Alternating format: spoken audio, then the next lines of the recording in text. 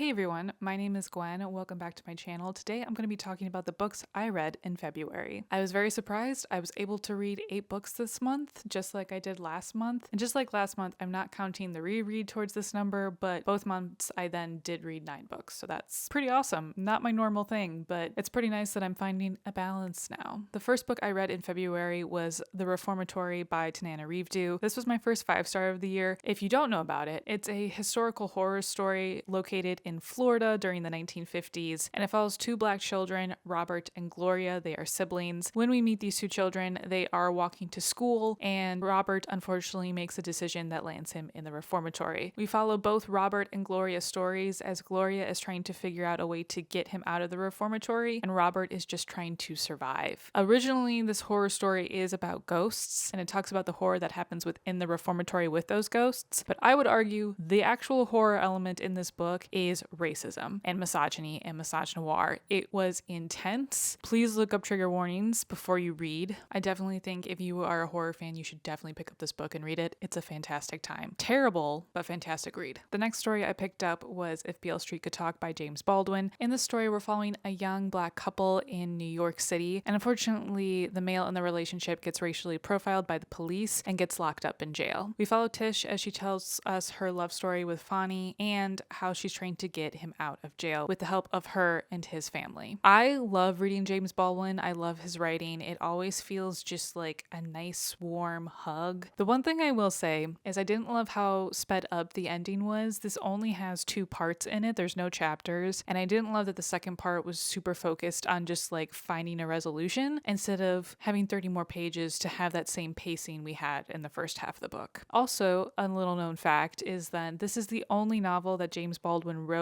with a female lead, and he did a fantastic job. So I really enjoyed reading this. Next, I wanted to focus on the sci-fi critter read for February, and that was Children of Time. Now, I read this book back in November, I believe, so instead, I chose to read Children of Ruin, which is the second book in the series. The story follows another group of scientists that come from Earth that are trying to find a planet that humans can live upon. Just like the first book, which, slight spoiler, the species that gets a virus from Dr. Kern that transforms into a species with intelligence and history and language are spiders. In this one, it is octopuses. Now, I did still enjoy my time with this book. The unfortunate part was I wanted more time with the octopuses, just like we did with the spiders in the first book. I thought it felt like we were getting too much human time and not enough species time, to put it simply. There was a remark in one of the chapters later on that talked about how the octopuses, their history was always evolving. It's really hard to describe how the octopus's livelihood started out and then where it ended up, because everything was so cyclical with these creatures that sometimes I was like, okay, it's cyclical, but I would like to know what's going on between them and not just them and the humans that they're still working with. The other issue I had with the story was that the resolution for this plot was something that was like fine, but I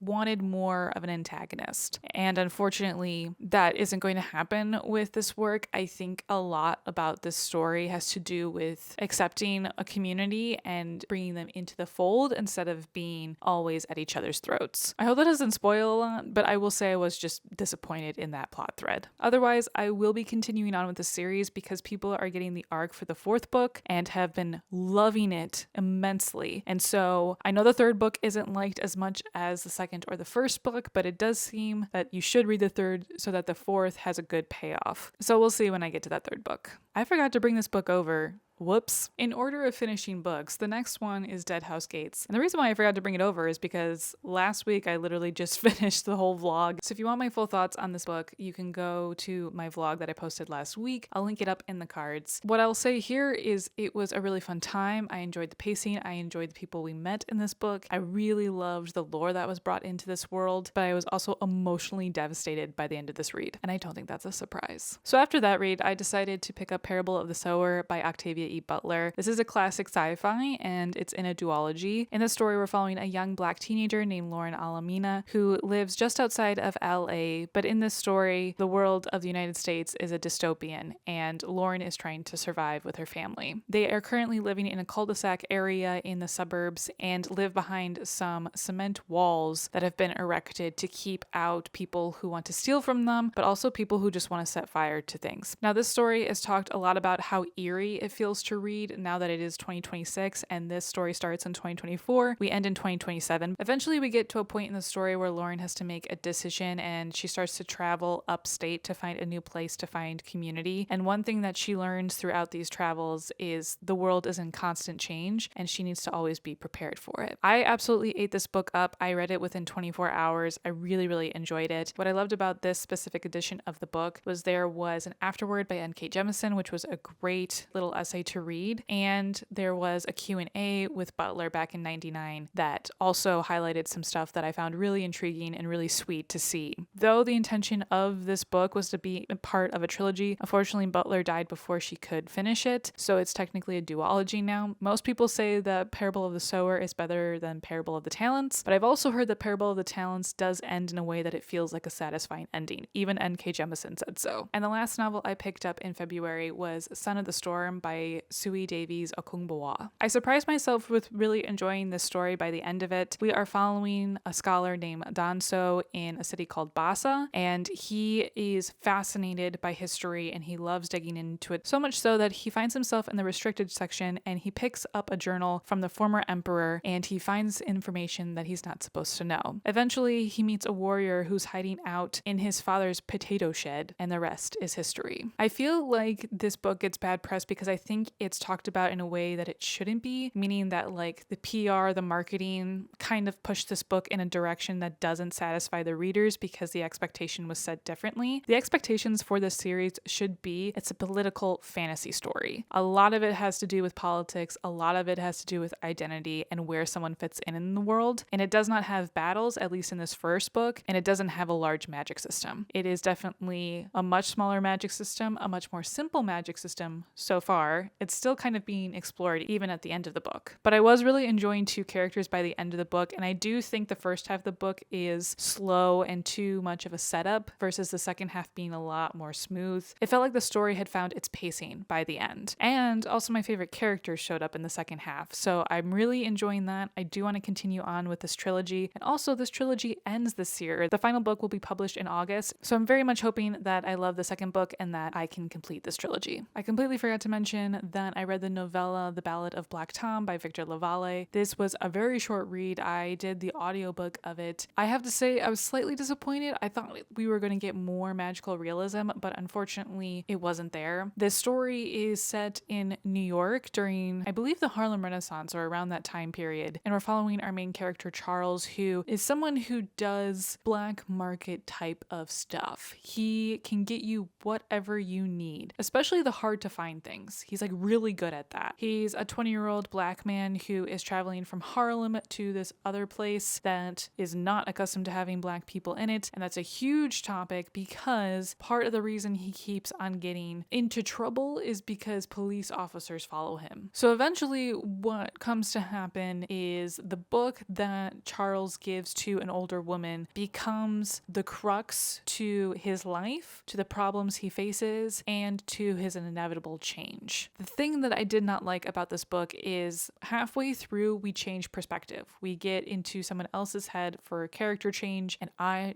did not like that person, especially because where it cut from Charles was about to be like the most epic transition and we weren't able to see it, and I didn't love that. The other thing is that this novella sets up a world that is really interesting, but I don't think this author has written in it again, and this book feels like it's just a prequel, like it's a little 20-minute story to then hand you the actual story that transpires, and I wish we got that. I wish this honestly was a horror novel. The story has a lot more historical and magical realism than it does with horror, at least as someone who has read enough horror books now where I feel like this is like horror light. So if you're scared of reading horror, maybe you would enjoy this book, but I would not suggest picking this one up. Maybe if you just want a little novella to read for an audiobook or borrow it from the library, absolutely, but I wouldn't buy it. Yeah, I was a little disappointed in this read. And then finally, I read 2 mangas this month, and that would be from Berserk, so volumes 4 and 5. This is my first manga I've ever read. I've watched a ton of anime, but I have not read any manga. And I have to say, for this being my first manga, what a wild choice, but it makes a lot of sense for me. Also, I need to put this edition down because it's much heavier than a regular book. I am really enjoying myself. Volumes 4 and 5 follow Guts from, I think when he was like 9,